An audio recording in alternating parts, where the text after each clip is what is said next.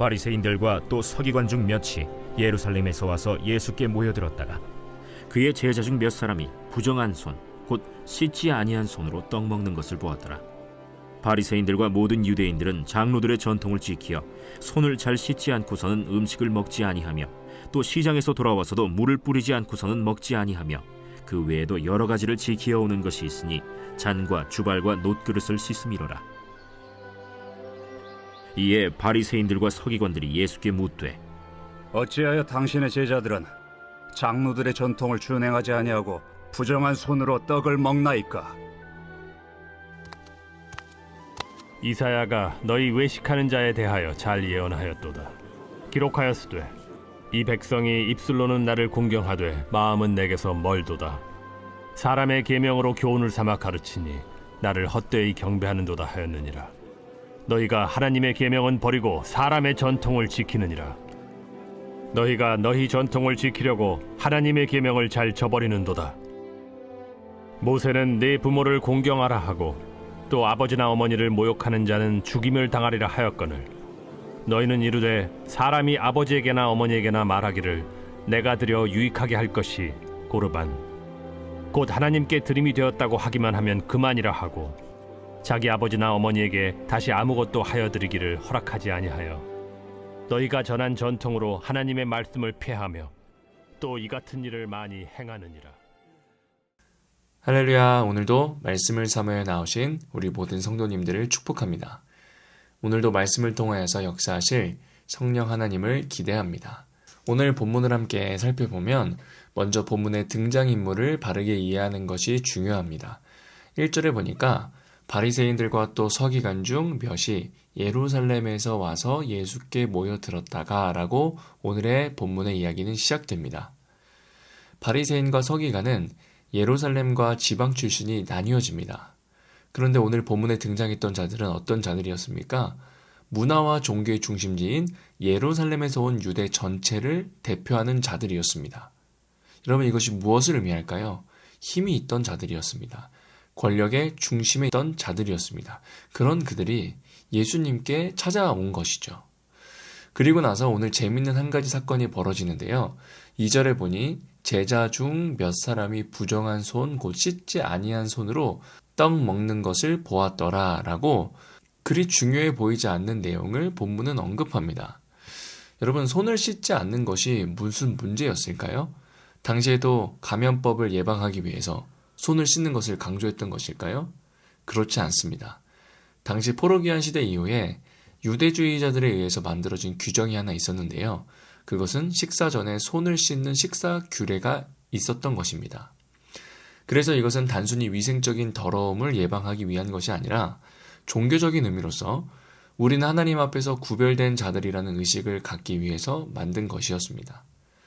즉 이것은 하나님이 명령하신 모세 율법과는 무관한 자신들이 만들어낸 전통에 불과했던 것이죠.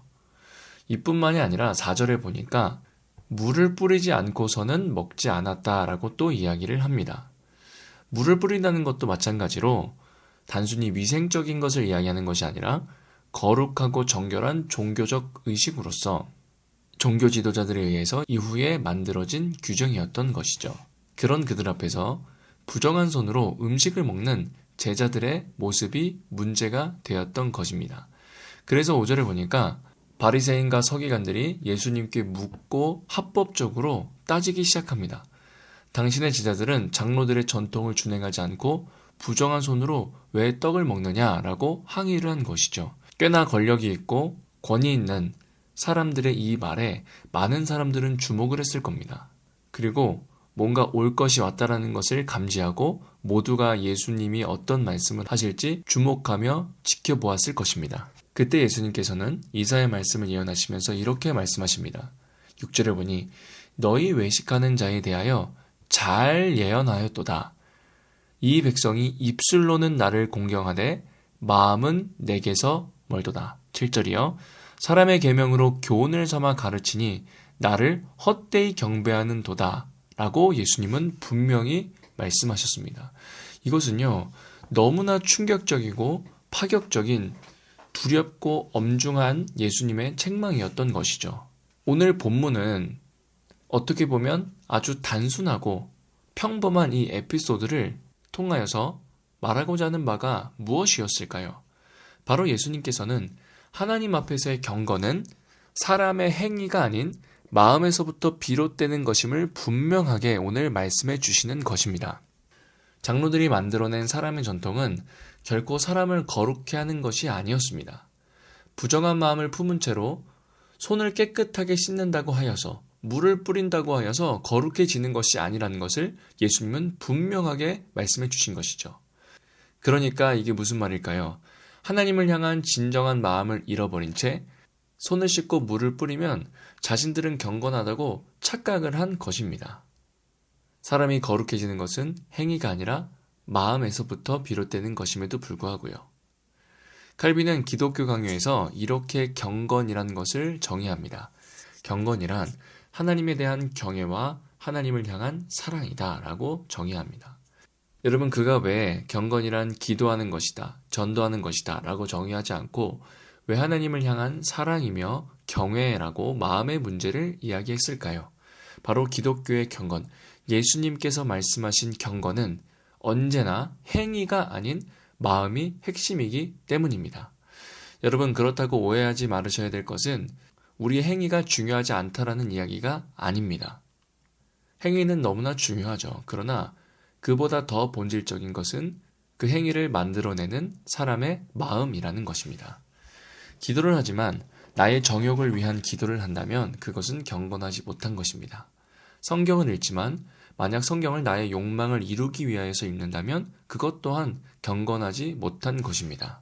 오늘 본문에 등장했던 바리새인들은 언제나 길가에 서서 기도했습니다. 금식하고 헌금도 했습니다. 그러나 예수님은 오늘뿐만 아니라 언제나 그들은 결코 외식하는 자들이며 경건치 못하다고 지적하셨습니다. 왜 그렇습니까? 기도가 잘못된 것일까요? 금식이 잘못된 것일까요? 그렇지 않죠. 그 이유는 행위 이전에 하나님을 향한 마음을 잃어버린 그것을 예수님은 지적하신 것입니다. 사랑하는 여러분, 예수님께서는 이 백성이 입술로는 나를 공경하되 마음은 내게서 멀도다 라고 바리새인들을 책망하셨습니다. 혹시나 우리도 행위는 남아있지만 주님을 향한 마음을 잃어버리지는 않았습니까? 저 또한 오늘 말씀을 나누는 은혜의 기회를 누리고 있지만 하나님 앞에서 더욱 중요한 그 마음이 온전한지를 되돌아봅니다. 만약 우리가 경건해 보이는 우리의 행위가 있지만 하나님을 향한 마음을 잃는다면 모든 것이 외식이 되는 것입니다. 예수님께서 장로들에게 외식하는 자라고 지적하듯이 말이죠. 여러분, 외식이란 무엇일까요? 외식하는 자, 휘포크리타이라는 것은 고대 그리스에서 연극 배우를 뜻했습니다. 그들은 다양한 역할을 연기하기 위하여서 다양한 가면을 썼죠. 그것을 외식이라고 하였고 곧 외식은 가면인 것입니다. 그런데 한 가지 더 생각해 보고자 하는 것은 사실 외식에서 완전히 자유로운 사람이 있을까요? 사람은 분명 편한 가족을 대한 태도와 처음 본 사람을 대하는 태도는 다를 것입니다. 만약 그것이 다르지 않다면 그것은 예의가 없는 것이죠. 따라서 외식을 없앤다고 하여서 타인에 대한 예의를 버리라는 말이 아닙니다. 여기서 말하는 외식이란 자신의 의로움을 과시하고 드러내기 위하여 사람 앞에 인정받고자 하는 태도입니다. 즉 중심이 하나님께로 맞춰져 있는 것이 아니라 결국에는 나의 인정을 위해서 하는 것을 의미하는 것이죠. 오늘 본문의 종교 지도자들의 행위는 하나님 앞에서 경건할 수 있는 행위였습니다. 그러나 그들의 마음은 언제나 하나님이 아닌 자신의 인정에만 있었던 것이었습니다. 자신의 영광을 취하는 것에만 있었습니다. 그것이 외식이며 예수님의 책망을 받은 이유인 것입니다. 반면 예수님은 어떠하셨을까요? 예수님께서는 철저히 사람들로부터 인정받고자 하는 욕망을 버리고 하나님의 영광을 위하여 낮아지셨습니다. 예수님이 가시는 곳마다 군중들은 언제나 환호했습니다. 그리고 몇몇 사람들은 그는 대단한 메시아이다 라고 선포했습니다. 그리고 예수님을 따르기에 힘썼습니다. 그러나 오히려 예수님께서는 그들을 피하여 한적한 곳으로 가셔서 언제나 기도하셨습니다. 왜 그러셨을까요? 예수님은 대단한 메시아가 아니라 낮은 십자가의 영광을 위한 메시아였기 때문입니다. 예수님께서는 오늘도 하나님 보좌 우편에서 우리를 위하여 중보하고 계십니다. 낮고 낮은 십자가의 영광을 취하신 그분께서 하늘 영광을 취하였음에도 불구하고 언제나 우리를 위하여 지금도 기도하고 계십니다. 사랑하는 여러분, 그렇게 오늘 말씀을 통하여 우리의 마음을 점검하길 소망합니다. 오늘 내가 출근해야 하는 이유는 무엇인지, 사람을 만나야 하는 이유가 무엇인지, 기도하고 큐티를 해야 하는 이유가 무엇인지 말씀을 통하여 되돌아보기를 소망합니다. 또한 끊임없이 타인으로부터 인정받고자 하는 우리의 본성을 거스르고 낮고 천한 십자가의 영광을 취하신 예수 그리스도를 닮아가는 우리가 되길 간절히 소망합니다. 이 시간 함께 같이 기도하시겠습니다. 하나님 아버지, 스스로 만들어낸 나만의 기준으로 타인을 평가했던 우리의 모습이 있다면 주님 용서하여 주시고, 언제나 행위 이전에 마음이 진정으로 여호와를 경외하는 우리가 되게 하여 주시옵소서. 하나님을 향한 마음 없이 나를 위하여 행했던 행동들이 있다면 저희를 불쌍히 여겨주시고, 언제나 우리의 마음이 진정으로 하나님을 향한 마음이 되게 하여 주시옵소서.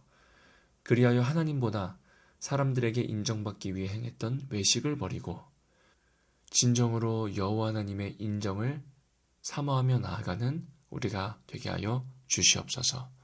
예수님의 이름으로 기도드립니다. 아멘.